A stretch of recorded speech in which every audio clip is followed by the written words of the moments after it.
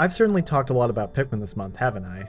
I mean, of course I have. You don't make a month celebrating one of your favorite franchises only to make videos about riding coach or beach towels. That's just bad practice. And Pikmin doesn't deserve that. I think it's one of Nintendo's most interesting series to talk about, and with me going into the Pikmin themselves, the bosses, and even some of its more aggravating moments, there was only one real place it could logically end Pikmonth with.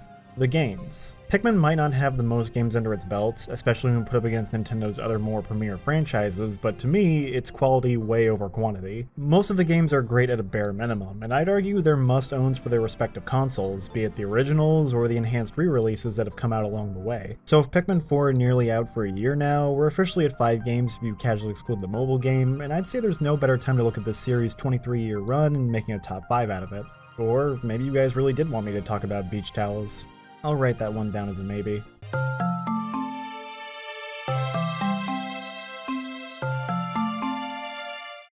So if you're not a dedicated Pikmin fan, you're probably wondering, Bailey, how are there 5 Pikmin games when Pikmin 4 only just came out? What are you trying to pull? Nothing!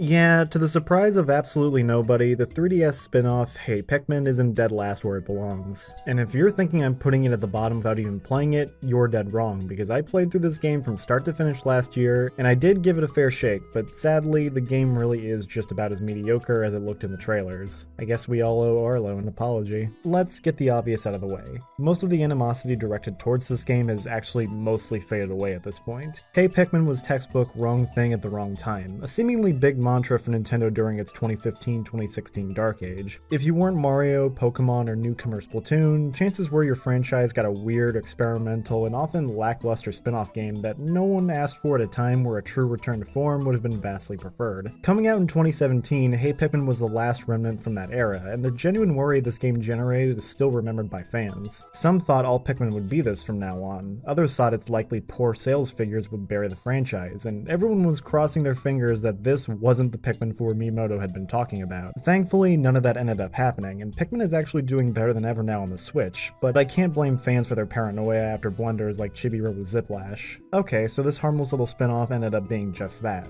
Harmless. But is the game actually any good? Kind of, but not really. Hey Pikmin is a 2D puzzle platformer that takes a fair share of mainline Pikmin's mechanics to help it stand out from the crowd. You can still use the little guys to fight enemies, build bridges, break down walls, and carry goodies. The biggest difference is that you can't just grow more Pikmin whenever, you're living off of what the levels give you. That wouldn't be so bad, except this game, despite being really easy, bends over backwards to find ways to kill your Pikmin and screw you over. This includes killing them off when left idle, even in perfectly safe locations, and even making most of the enemies deal insta-kill touch damage to your Pikmin. It's telling though that this one inconvenience is what got the biggest reaction out of me. More often than not, I'm just kind of bored playing this game. There's a couple fun levels and some interesting level gimmicks thrown around, but those are scattered across 49 total areas, where you slowly waddle around with your 20 Pikmin, slowly push blocks, slowly climb up vines, and slowly realize that Pikmin was a lot more enjoyable when you're multitasking in wide open 3D spaces while contesting against the clock, and also where your soldiers didn't drop dead just from brushing up against a creature's backside. That's not to say I don't like some stuff here. It looks nice for 3DS, the OST is surprisingly great, the bosses are mostly good and unique since a lot of them take advantage of the different genre and perspective. I like a lot of the new creatures made for this entry and do hope they return for future games. And without question, Hey Pikmin retains the mainline game's sense of charm and humor with things like the Piklopedia and an abundance of short but cute cutscenes to help the experience along. It's not bad, it really isn't, and I don't even want potential Pikmin spin-offs to die off because of this game, but we just needed something that could stand on its own 2 feet better. Maybe next time we don't ask the team that ended up coughing up Balan Wonderworld. This feels incredibly cursed.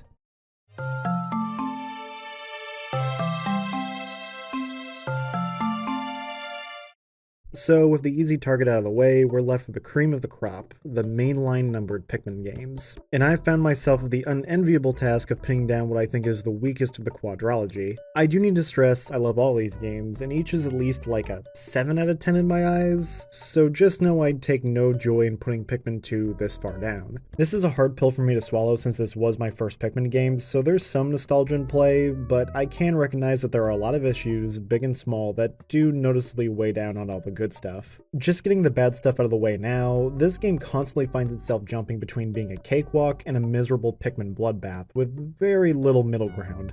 The removal of the day limit, and by extension any kind of real fail state, the reduced health pool of enemies across the board, and the infamous game breakers that are the Ultra Bitter Spray, and especially the purple Pikmin, would lead you to believe that this is the easiest game in the series, but let me tell you right now, you couldn't be any more wrong. The difficulty, and most of the contention surrounding Pikmin 2 are found in the various caves taking the form of multi-floor dungeons. And to be honest, I actually like the caves in concept. Where the overworlds test your ability to efficiently multitask with ample resources at your disposal, the dungeons are more of a test of stamina, seeing how well you can strategize with your squad through multiple floors of traps and enemies where you can't easily make new Pikmin. Even past the concept, I think the first half of the game handles these well, where things can be tricky but still fair. Also, this portion of the caves keeps things reasonable, with them usually averaging around only 5 to 6 subfloors. But the bullshit starts to pop up in the Frontier Cavern and Subterranean Complex, where there's dozens of falling bombs, falling insta-kill boulders, dreaded enemies like careening Dirigibugs, Gatling Grunks, and Spotty Bullbears, and 2 of the most lethal bosses in the series back to back. Cut to Wistful Wild, and the game stops resembling something made by Nintendo and starts to feel more like a fan-made ROM hack designed with cruelty in mind.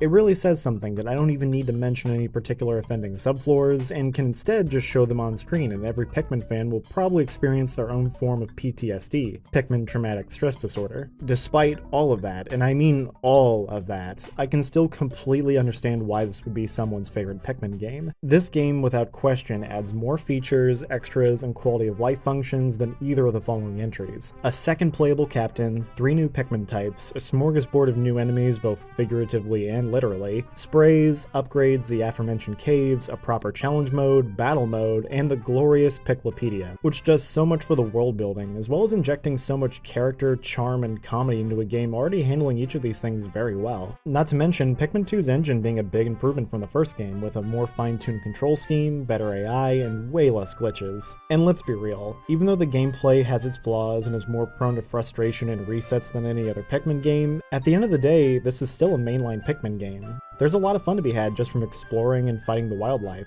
Collecting the treasures based on real-world items is great, the overworld areas are as well designed as ever, and even though they are the most broken thing in the series' history, purple Pikmin are still satisfying to use. You can't tell me stuff like this isn't fun, even if it is just plainly poor game balancing. It also has some real series highlights in there, with the Titan Dweevil and especially the Submerged Castle sticking out in my mind. As great as a lot of 2 is, I feel like a lot of it has started to degrade as newer games bring forth a lot of 2's ideas and features, except often do them better. And that's not entirely 2's fault, but it means nowadays it has to fall back more and more on what makes it unique. And when that increasingly small list of what's unique includes fighting polluted snagrets and sinkholes and grinding purple Pikmin by visiting the same cave multiple times just to carry back a weight, it's not the best look for Pikmin 2. However, I will say, considering Nintendo's less than perfect history with making good second entries for their series, the fact that Pikmin 2 is so good is actually pretty impressive. Imagine if Pikmin 2 was as non-stop, ruthless, and agonizing as Zelda 2 or The Lost Levels. Maybe we should just consider ourselves lucky.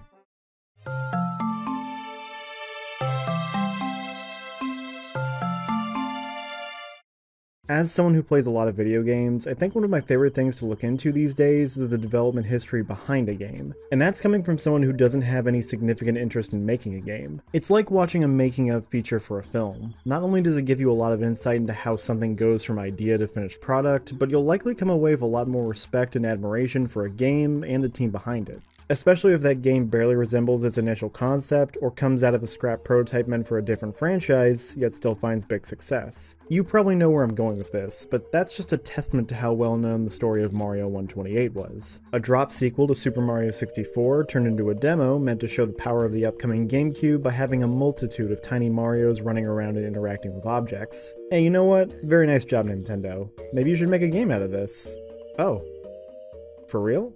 So yeah, Pikmin 1 is a pretty solid first outing for the series, but what I wasn't expecting was that this game still has some notable edges over the games that came afterwards. For one, I think 1 has the overall best game balance in the series. It had a firm but fair day limit, enemies that were threatening and took effort to take down without having to rely on gimmicks or cheap tactics, and because there's only 3 types present for this first adventure, the Pikmin feel the most balance here. No type feels even partially overshadowed by another, and each will see plenty of use throughout. The story is an undeniable highlight, and it has Captain Olimar to thank for that. Despite his goofy appearance and whatever Smash Bros. Would lead you to believe, Olimar is arguably Nintendo's most relatable and endearing protagonist. He's not a seasoned hero, a chosen one, or some devourer of eldritch abominations. He's just your average Joe, who shipwrecks on an unknown planet and does everything he can to rebuild his ship to return home, discovering and raising an army of walking vegetables, battling predators twice, 20, or even 100 times his size, and working himself to near breaking points for up to a month straight, all because he just wants to go home and see his family again. Whether he be reminiscing about his home life, snarking about his job, recounting the day's events, or even just giving himself a pep talk for what comes next, Olimar is just really easy to listen to and get invested in, which only makes you want to win even more for his sake. I could go on for hours about everything I like about Pikmin. I like how atmospheric the game is, I like the boss fights, I like how replayable it is thanks to the short length. I love the Wii version's pointer controls for how good they feel to use, far more intuitive and freeform than the GameCube and Switch version's functional, albeit stiff aiming controls. And I absolutely adore how much the game celebrates when you bring back ship parts. Watching my Pokos go up? Sure. Juicing my fruits? Satisfactory. But bring back some big chunky ship part that often visibly fills in the SS Dolphin as the Pikmin all flip and dance about?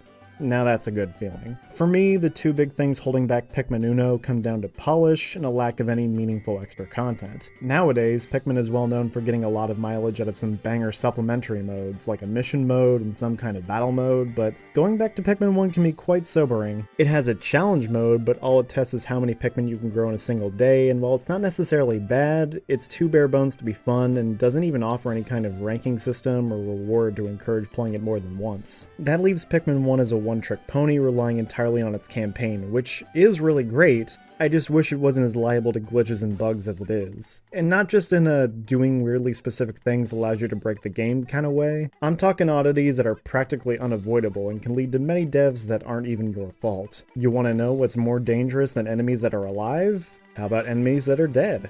And also bridges. Man, art really does imitate life. Still, the fact that the game runs and plays as well as it does despite its complexities and how hard it pushed its console so early on is kind of a miracle. Hell, I'd argue it's a front runner for best game of 2001, or at least the best game released that year for GameCube. Surely, no one would get mad at me for saying that.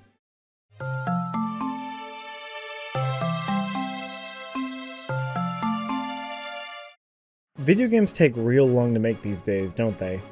That's actually not true. There's quite a few famous examples of games that took ages to release from the 90s and 2000s, but I think we can agree that this modern era of gaming has seen dev time blow up considerably for many reasons. The good news is that a game taking the better part of a decade often leads to a game that was more than worth the wait. Tears of the Kingdom fits firmly in that category, and it seems like most people have that optimism for the likes of GTA 6 and maybe even that 6th Elder Scrolls game. Pikmin fans don't need that optimism though, because the series has already proven that they can take all the time they need and still deliver gold. Especially if that time is from 2004 all the way to 2013. Pikmin 3 really is an incredible game, and I'd attribute a large part of its quality to that 9-year development window, since it gave Miyamoto and his team plenty of time to look back on the first two games and figure out what was working and what wasn't. That's the best way I can describe Pikmin 3. It's a delectable compromise between 1 and 2, with almost every strength those games had with none of their specific drawbacks. Taking Pikmin 1's higher stakes, gameplay philosophy, and more balanced difficulty design, along with Pikmin 2's levity, polish, and extra features, to craft a third entry that fires in all cylinders. The fruit juice system in particular paves over a lot of what made the first two games so alienating and contentious respectively. Not having a strict day limit, but instead a more flexible day count you can increase by retrieving fruits as you explore and complete other big story objectives, makes this game a lot more welcoming to series newcomers. And because there's an impending deadline and actual consequences for messing around too much, it also means the game doesn't need to rely on an abundance of difficulty spikes and insta-kill hazards just to give the player any kind of pushback. A lot of 2's most extreme elements either got nerfed or axed altogether, but they kept what really mattered. Challenge mode has been converted into 3's addicting as all hell mission mode, which could arguably double if not triple your playtime, especially if you're going for the platinum ranks and looking to climb the online leaderboard. And battle mode metamorphosed into the beauty that is Bingo Battle, which may not be as accessible or immediately understandable as something like Mario Kart or Smash Brothers, but if you've got a friend that also considers themselves quite the Pikmaniac, you'd have a hard time finding something as fun, hectic, and surprisingly competitive as this.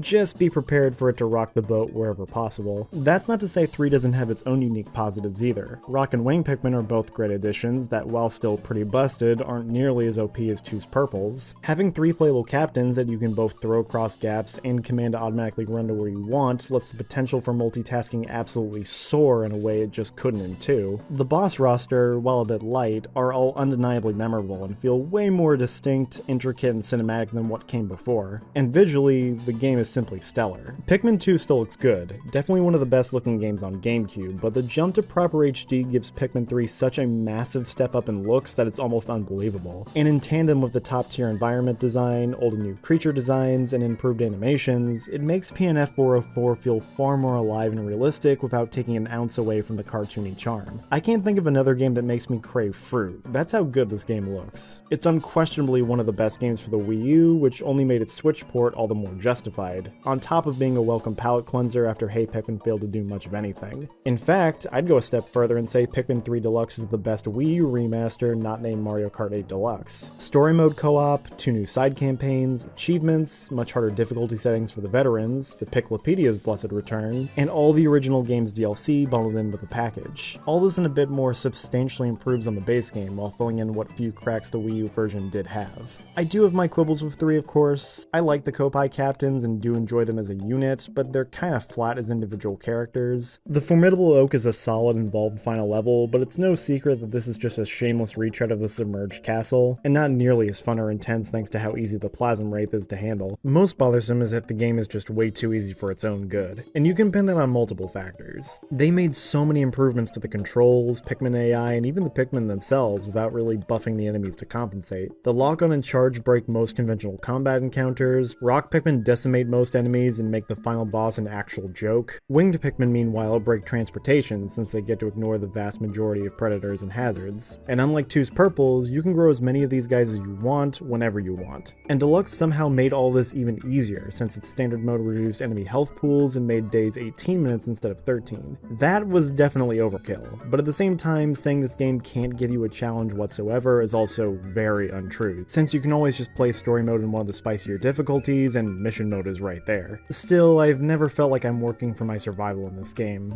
I feel like I'm on a safari getaway. But hey, that safari was also insanely fun, had tons to do, looked very pretty, and the food was to die for. I'm gonna go out for a smoothie after this.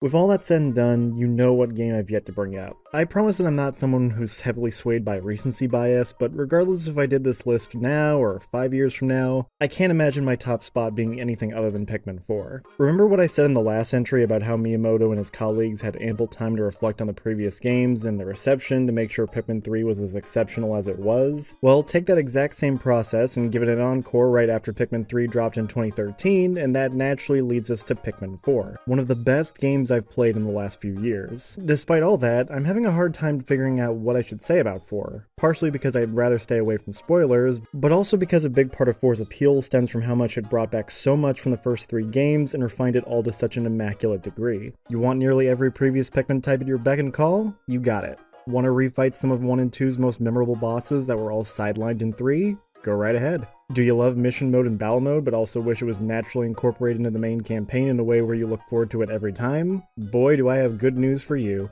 Want to bring back 2's caves, but actually make them consistently good by keeping them short and sweet and without constantly punching you in the back of the head? Took nearly 2 decades, but we got there in the end. You know what else took 2 decades for the series to give us? A good boy. I love Ochi. Nintendo somehow managed the impossible and designed a creature just as adorable as the Pikmin, and just as competent too. Ochi can act as his own captain, but his unique abilities really make him shine. Swimming, charging, even jumping. A single short jump doesn't sound like much, but it's amazing what that does for the movement and level design after 3 games where the captains were always grounded. I also think it's crazy how many surprises this game still had hidden away till release day. If you saw those direct trailers and remember everything they had to show off to get people excited, the new Pikmin types, Ochi, the nighttime mode, etc., you'd think Pikmin 4 wouldn't have many cards left to play, but no, Pikmin 4 still had plenty of tricks left for players, and even had a few more deliberate moments meant to screw with hardcore fans in just the best way possible. And that's on top of a bona fide after-credits postgame that's about half the length of the main campaign and still retains its top-notch quality. Speaking of length, that's an oddity about Pikmin 4. It's long, like surprisingly long. It takes about as long to complete 4 story front to back as it does to 100% the previous 3 mainline games campaigns combined. And to accommodate that, the day limit was also removed once more. That's definitely a big difference, and it does mean 4 isn't as replayable or speedrunner friendly as games like 1 and 3, which were deliberately designed to be short, easy to finish games. But to be honest, I don't think that matters. The game is just so packed with content. Content that is constantly engaging with how often you're switching gears. One moment you'll be at camp, cashing in for completing side missions and upgrading yourself an Ochi for the day ahead. The next, you'll be exploring one of the 6 areas chock full of memorable set pieces and beautiful scenery. Yeah, did I mention this game is drop dead gorgeous? Pikmin has basically reached the point where the gameplay looks like a Pixar animated short, and I'm absolutely here for it. You might play some Dandori challenges to sharpen your skills and quick thinking, you could dive into one of the caves, and then there's the night missions, which aren't afraid to fully test you and get your blood pumping as everything alive comes at you and your glowy guys with reckless abandon and pure bloodlust. It actually gets to be pretty intense and even kind of frightening, which I was still expecting based on the trailers, but I think they over-delivered. Then again, I think over-delivered is the best way to describe this whole game. There are a few small gripes I have though. Dandori Battle is a good deal of fun in story mode, but it's not nearly as good as a proper battle mode compared to either 2 or 3's versions. I'm also bummed that it dropped 3 Deluxe's difficulty settings, considering that 4 is one of the easier games in the series. My biggest problem with 4 is just that the game itself takes a lot of time to get going compared to the previous games, with a lot of dialogue and tutorials interrupting your first 2 days. It's not a huge stretch to say you spend more of the first hour of game time watching cutscenes or talking to Colin and Shepard than you do actually playing. That does suck, but once the game takes its leash off you and lets you really go for it, the game really does come into its own. Trust me, this is a more than worthwhile trade-off for all this that comes afterwards. It's beautiful yet goofy, cutesy yet horrific, intense yet serene, strategic yet relaxing. It's Pikmin 4. What more could you possibly ask for? Just, please let it not be another decade before we get Pikmin 5. This has been Baleography, and I wish you all my very best.